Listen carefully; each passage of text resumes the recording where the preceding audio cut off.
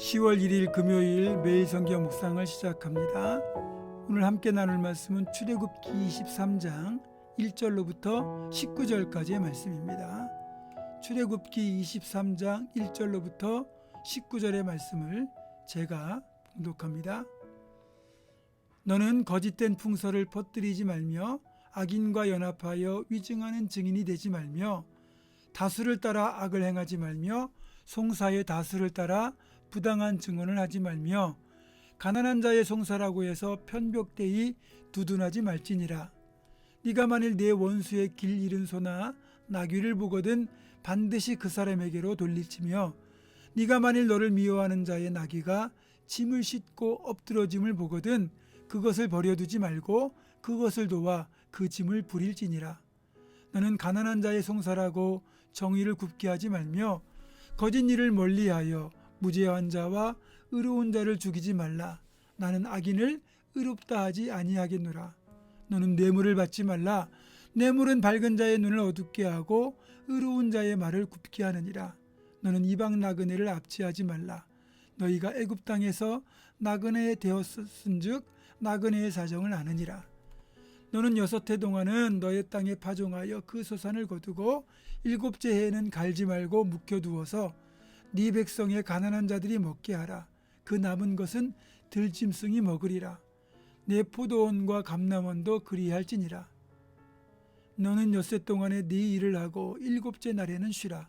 내 소와 나귀가 쉴 것이며 내 요종의 자식과 나그네가 숨을 돌리리라. 내가 내게 이른 모든 일을 삼가 지키고 다른 신들의 이름은 부르지도 말며 네 입에서 들리게도 하지 말지니라. 너는 매년 3번 내게 절기를 지킬지니라. 너는 무교병의 절기를 지키라. 내가 네게 명령한 대로 아비벌의 정한 때에 1해 동안 무교병을 먹을지니 이는 그 달에 내가 애굽에서 나왔음이라. 빈손으로 내 앞에 나오지 말지니라. 맥추절을 지키라. 이는 네가 수고하여 밭에 뿌린 것에 첫 열매를 거둠이니라. 수장절을 지키라. 이는 네가 수고하여 이룬 것을 연말에 밭에서부터 거두어 저장함이니라. 네 모든 남자는 매년 3번씩 주 여호와께 보일지니라. 너는 제물의 피를 유교병과 함께 드리지 말며 내 절기 제물의 기름을 아침까지 남겨두지 말지니라. 내 토지에서 처음 거둔 열매의 가장 좋은 것을 가져다가 너희 하나님 여호와의 전에 드릴지니라. 너는 염소 새끼를 그 어미의 젖으로 삼지 말지니라. 아멘. 오늘 10월의 첫날입니다.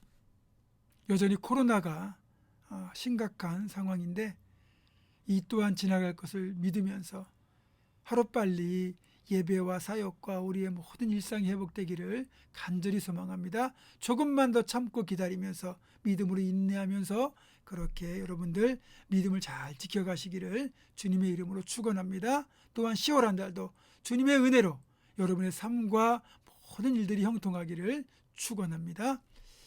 성경에 보면 여러 절기가 등장하죠. 솔직히 구분도 쉽지 않고 헷갈리는 것도 사실입니다. 명칭과 시기가 참 많이 다른데 큰 테두리를 묶어보면 크게 3대 절기가 있습니다. 그 중에서 6월절과 무교절이 같은 절기가 되고 오순절, 칠칠절, 맥추절, 초실절이 같은 절기로 분리됩니다. 그리고 초막절과 장막절, 수장절이 함께 묶을 수 있는 절기라고 할 수 있어요.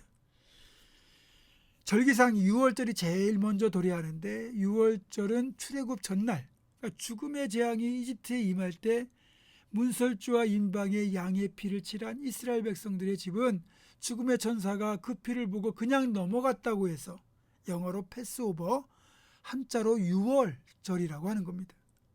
그리고 이 6월절과 바로 이어지는 절기가 무교절인데 이제 그 다음날 출애굽을 하게 됐잖아요. 그런데 그날 밤 급하게 이집트를 떠나야 되니까 여러분 먹긴 먹어야 되겠고 언제 누룩을 넣어서 밀가루를 불려가지고 빵을 만들겠습니까? 그래서 누룩을 넣지 않은 밀가루로 급하게 빵을 만들어 먹었던 것이 바로 무교절이 되는 거죠. 그래서 그 사실을 기념하는 게 무교절입니다. 6월절에 바로 이어지는 거죠. 그리고 이제 두 번째 큰 절기가 칠칠절인데 6월절부터 날짜를 계수해서 7주가 지나면 77은 49, 그래서 77절이라고 그러는 것이고, 여기 하루를 더하면 50일이 되니까 열을 뜻하는 순에 오를 곱하면 오순이죠. 그래서 오순절이라고 합니다. 그래서 77절과 오순절이 같은 말이고요. 77절은 보리를 처음 추수하는 시기와 겹치게 되면서 초실절 또는 맥추절이라고 부르기도 합니다.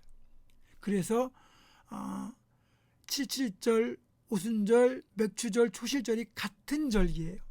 마지막 세 번째 절기는 초막절 또는 장막절, 또 수장절이라고도 하는데, 초막, 장막, 이 말은 이스라엘 백성들이 광야 생활을 할 때 초막이나 장막을 짓고 살았던 것을 기억하면서 그렇게 기념하는 절기인데, 마침 그 시기가 가을 추수 시기와 맞물려서 가을에 추수한 곡식을 저장한다. 그래서 수장, 그러니까 추수한 곡식을 저장하는 절기로 수장절이라고도 부릅니다. 이렇게 크게 유월절, 그 다음에 맥추절, 수장절, 이 세 가지 절기가 이렇게 이제 비슷한 이름으로 돌아가는데, 이 절기들이 신약에 들어오면 의미가 신약에 맞게 변형되어 다른 절기로 바뀝니다. 그러니까 유월절은 부활절이 되고, 또 맥추절, 초실절, 오순절에 마가의 다락방에 성령이 임재하였기 때문에 오순절은 성령 강림절로 바뀌지요. 또 맥추절은 맥추감사주일로, 장막절, 수장절은 추수감사절로 바뀌게 되는 겁니다. 여러분 참고하시면 되겠습니다. 이 세 가지 절기는 이스라엘의 명절이자 축제이자 가장 중요한 기념일이 됩니다. 그 중에서도 가장 신학적인 의미를 지니고 있는 절기는 단연 유월절입니다. 이 유월절이 신약으로 가면 예수 그리스도의 십자가와 죽으심의 직결이 되거든요. 앞에서 말씀드린 것처럼 유월절은 이집트에 임했던 죽음의 천사가 문설주와 임방에 칠해진 양의 피를 보고 그냥 넘어갔다고 해서 양의 피로 인하여 죽음을 면하고 생명을 얻은 것을 기념하는 절기잖아요. 또 동시에 노예였던 이스라엘 백성들이 출애굽을 해서 자유를 얻게 된 것을 기념하는 절기가 돼요. 이스라엘 백성들이 죽음을 피하기 위하여 반드시 양의 피를 문설주와 임방에 발라야만 했던 것처럼, 신약에서는 어린 양이 되시는 예수 그리스도께서 십자가에 피 흘려 죽으심으로 우리를 죽음에서 구하신 겁니다. 이런 유월절 어린 양의 의미는 다 여러분이 이해하셨다고 보고요. 특별히 죽음의 재앙에서 건짐받기 위한 그 조건 중에 그 집 대문과 문설주 임방에 어린 양의 피가 칠해져 있어야만 된다는 이 사실에서 오늘 우리는 구원의 원칙을 발견할 수 있습니다. 죽음의 재앙이 임하던 그날 무조건 집안에만 머물러 있다고 해서 구원받을 수 있는 게 아니었고, 반드시 그 집 문설주와 임방에 양의 피가 칠해져 있어야만 구원을 받을 수 있었던 것처럼, 오늘날 우리가 교회 안에 있다고 해서, 교회를 다닌다고 해서 구원받는 게 아니고, 내 영혼과 육신이 예수 그리스도의 보혈로 칠해져 있어야 구원받는다는 거예요. 다시 말하면 예수 그리스도께서 나를 위하여 내 죄를 대신 지시고 십자가에 피 흘려 죽으셨고 그분이 다시 부활하셨다는 이 신앙 고백, 이 고백이 있어야만 구원을 받을 수 있다는 말입니다. 그렇습니다. 무늬만 그리스도인은 구원받지 못해요. 진정한 신앙 고백이 있어야 됩니다. 여러분은 예수님께서 여러분을 위하여 피 흘리고 죽으셨고 다시 부활하셨다는 사실을 믿으십니까? 아멘? 네, 아멘입니다.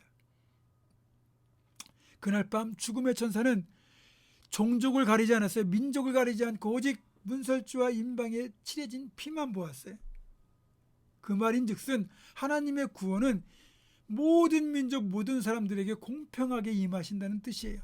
그 누구라도 남녀노소 빈부귀천 민족과 방언을 막론하고 십자가에 달리신 예수 그리스도를 믿고 그 피를 힘입기만 하면 구원받을 수 있다는 겁니다. 우리는 그 은혜를 누리고 있습니다. 여러분, 이 놀라운 사실을 늘 가슴 깊이 새기시고 나를 구원하신 하나님의 은혜에 보답하는 삶을 살아내기를 주님의 이름으로 축원합니다. 기도하겠습니다. 유월절 어린 양이 되셔서 죽을 죄에서 우리를 건져주신 참 좋으신 하나님, 우리 주 예수님, 이 사실을 늘 기억하며 주님의 은혜에 보답하는 삶을 살아내는 우리 모두가 되게 하여 주시고, 이번 10월 한 달이 그렇게 주님과 동행하며 믿음으로 승리하는 복된 한 달 될 수 있도록 주여 도와주시옵소서. 예수님의 이름으로 기도하옵고, 이제는 우리 주 예수 그리스도의 은혜와 하나님의 사랑과 성령의 교통하심이, 어린 양의 보혈로 구원받은 사실을 늘 기억하며 더욱더 감사하며 또 그 은혜에 보답하며 살아가기를 결단하는 사랑 모든 성도들, 이들의 삶과 가정과 생업과 우리 교회 위에 지금부터 영원토록 함께 하시옵기를 간절히 축원하옵나이다. 아멘.